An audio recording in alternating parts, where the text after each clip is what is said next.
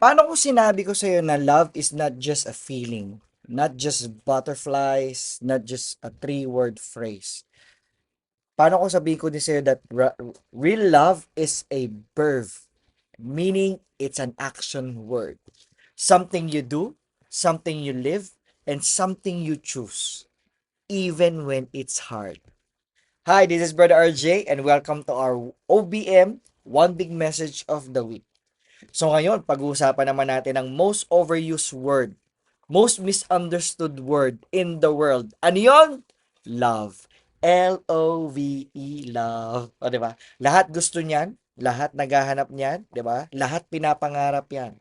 Pero ang tanong, do you really know what love truly is? Alam mo ba talaga?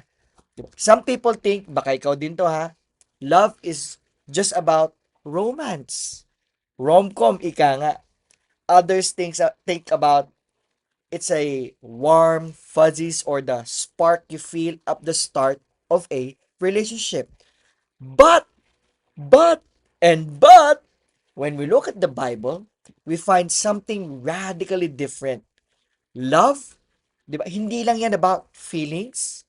That's not just about emotion. Love is action. Love is sacrifice. Love is Jesus. Think about this. Have you ever had someone say, I love you?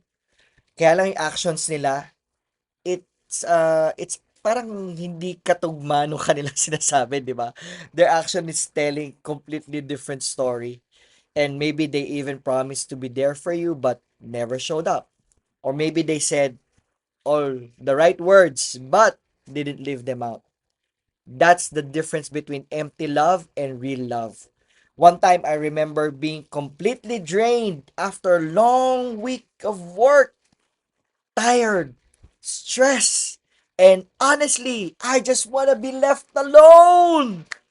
But then a friend reached out, not with a grand gesture, but with something simple. They sent a short message. Bro, alam mo naisip lang kita eh. Why are you holding up? Kamusta ka na? That was it. It meant the world. Why? Because love isn't always loud. Sometimes it is as simple as showing up, texting someone, showing your love when that someone least expects it. So here's the truth. Listen carefully, my dear friends. Love is shown, not just spoken. Jesus didn't just say, I love you. He proved it. How?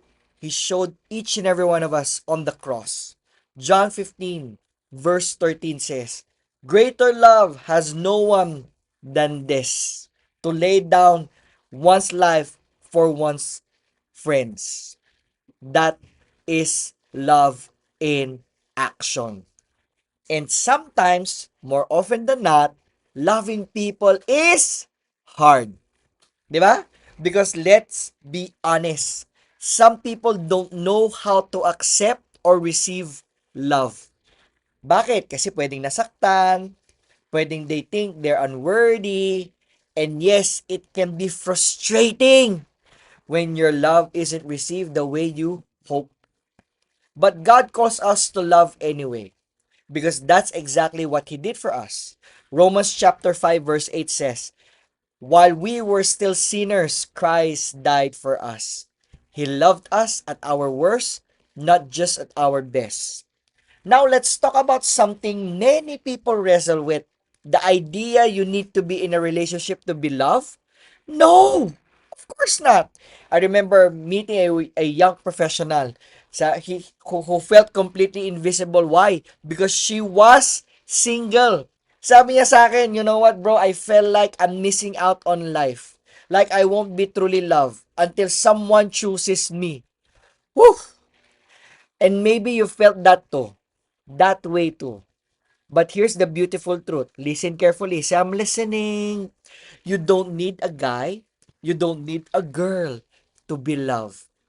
You don't need a ring. You don't need a date or a title. Because if you have Jesus, you already have the greatest love story ever written. because He knows you fully. He loves you completely.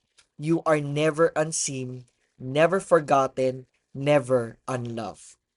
So here's where it gets practical. Love doesn't have to be a grand gesture or heroic sacrifices. Sometimes the most powerful love looks like this: saying hello to someone who feels invisible, asking, "How are you?" and really listening. Di ba? Hindi yung basta lang nakapagsabi ka, "Oh, kamusta ka?" Tapos hindi ka naman talaga nakikinig, di ba? Offering forgiveness when it's easier to stay bitter. Smiling at the cashier who looks tired. Saying good morning when you go to the office, when someone opens up the door, or to the guards. Love in the little things can change someone's world. So now maybe you're thinking, paano kung naubusan naman ako? Paano kung napagod ako? Kabibigay ng pag-ibig. 'Di ba? Here's the good news. You don't have to love out of your own strength because God is your source. And His love, it never runs dry.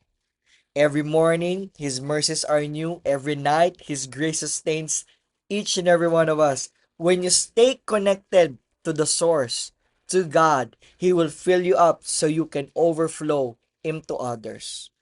Here's the thing that I want you to carry with you: be loved and be loving. Always remember that. Be loved and be loving. Let God's love fill you. Then share that love wherever you go. Whether you are in the office, at home, at school, or with strangers on the street, be the evidence of God's love in the world starving to feel it.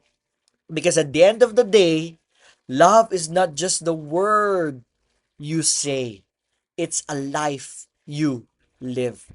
And it all points back to Jesus.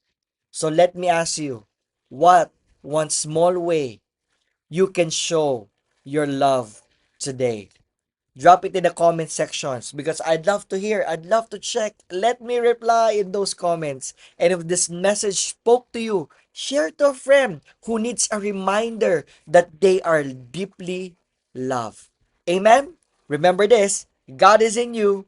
Continue shining His light because believe it or not, you are a blessing. God bless. See ya!